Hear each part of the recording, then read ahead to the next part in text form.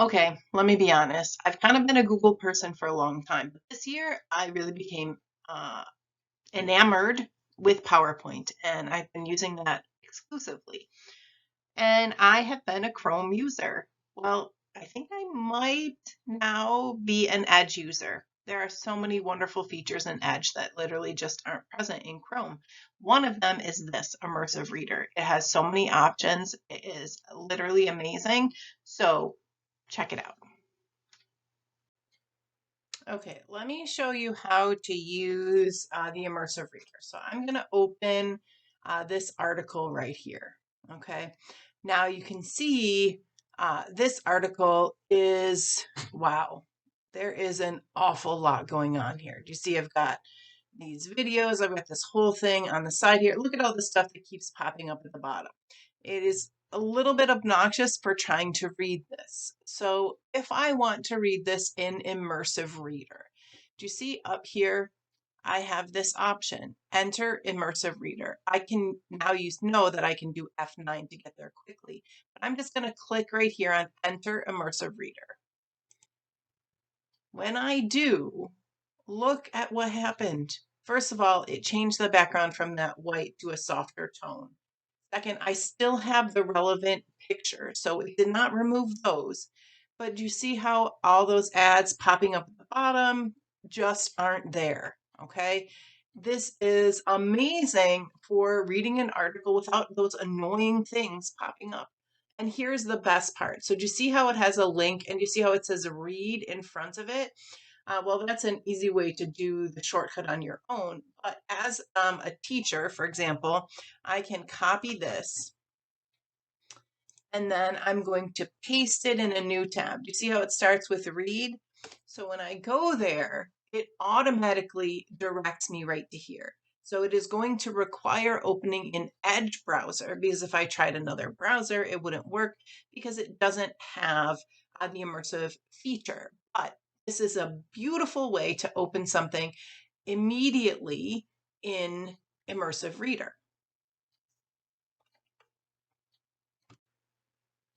Okay, let me show you another way. So say you don't see this Immersive Reader up here or you forgot about that part, okay?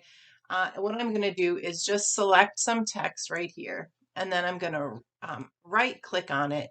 And you see Open Selection in Immersive Reader. When I click on, so all I did, again, and let's just try. Let's just try and highlight all this nonsense with all the extra stuff in there. Let's go all the way to the end of the article right here. Right click and say Open Selection in Immersive Reader. When I do that, it does exactly the same thing, gets me to this beautiful way to read it without all those extra advertisements, add-ons, pop-ups. What a much calmer way to read. So you can get to the Immersive Reader, the first way I showed you, from right up here in the browser, in this web address line right here, or right clicking. So two ways, both work beautifully, a much more pleasant way to read an article. Okay, just as a refresher, you can see here we are in this article with all this annoying information on the sides. Let's enter Immersive Reader. Okay, so we have a much easier view. And now I have some options up here. And the first one is read aloud. It is going to start reading to me. If I want it to go to a different part, I'm just going to scroll and it will begin reading at what is at the top. Okay. Press here to pause. Press here to start again. What a great tool for someone who may struggle with reading or would prefer to listen and read at the same time. Fantastic. Also, you have some voice options right here. We can change the speed of the voice. We can change the voice to listen to. A lot of options. This read aloud is fantastic. Okay, so I am in read aloud. And again, remember, this is fantastic. If a student only or you only need to read a section, just scroll to the section where you want to start reading, and then you can begin there. If you are finished with Read Aloud, this X right here, you're going to close it out. Do you see it pops up close Read Aloud? That's it. Easy peasy. Okay, again, here we are in our article. We are in Immersive Reader because you can see this is in blue. If we click this, it would go back to the original article. But the next thing I want to look at is text preferences. Okay, so I can change the size of the text. I can make it larger or smaller. Okay, I can put in wider spacing, okay, to improve the readability. I can change the font, okay, if I wish to. I can change the style. So do I want it narrowed? This is how it normally would. Do I want more text on the lines? Okay, I can do that. I can change the page theme. By default, okay, it is this, but if I prefer dark mode, I can do that. If I go to more themes, I have a lot of color options. So for someone who might have some color blindness or some eye sensitivity to certain shades, you can choose the theme that works best for you. Okay, a lot of options. So it is not just the size of the text, it's the spacing, it's the font, how much text is available, and then what do you want the background to look like? Okay, what shades do you want it to be? Easy peasy. And then once you have your options, you can just click here again, and there you go. All right, again, we are in our Immersive Reader, right? We looked at Read Aloud, we looked at text preferences. Let's look at grammar tools. Okay. We can indicate syllables. So look at this. Separates all words into syllables. Okay.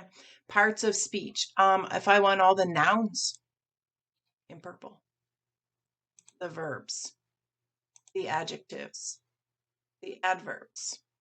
Okay.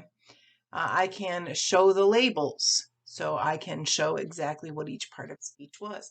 I could change the color, so I want the nouns in yellow, I want the verbs in blue.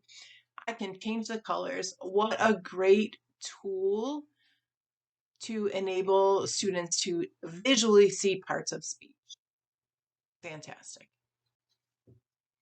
All right, so we already looked at Read Aloud. We already looked at text preferences where there was a whole lot you could change. We already looked at grammar tools.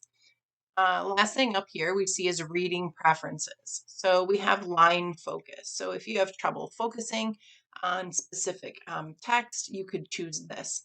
So you can see as I'm scrolling, it is highlighting just one individual line at a time. If that is not what you need, you could have it be 3 lines or you could have it be 5 lines. Okay, that is line focus. We also have a picture dictionary. It says when your cursor changes to a star, select the word to see a picture. The first time you do it, you'll also get a little pop-up and you just click got it. So do you see here's infants? I can see that. Brain, baby, process, injury. So you see not every word immediately. Condition, should, enough, problem. So you can see there are a lot of options. So if I turn that off, then I have the option to choose a lot of different languages. And I could translate the entire page into that language. All right, so I could choose a different language and translate it. Okay. So again, we have line focus, picture dictionary, and translate here in reading preferences.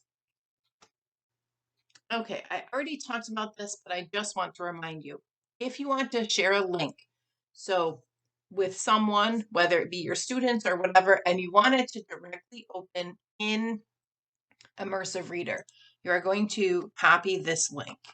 So when I paste this into my browser, it is going to open directly here. So what happens if I open it in Chrome? So here I have Chrome. Let's put that link in.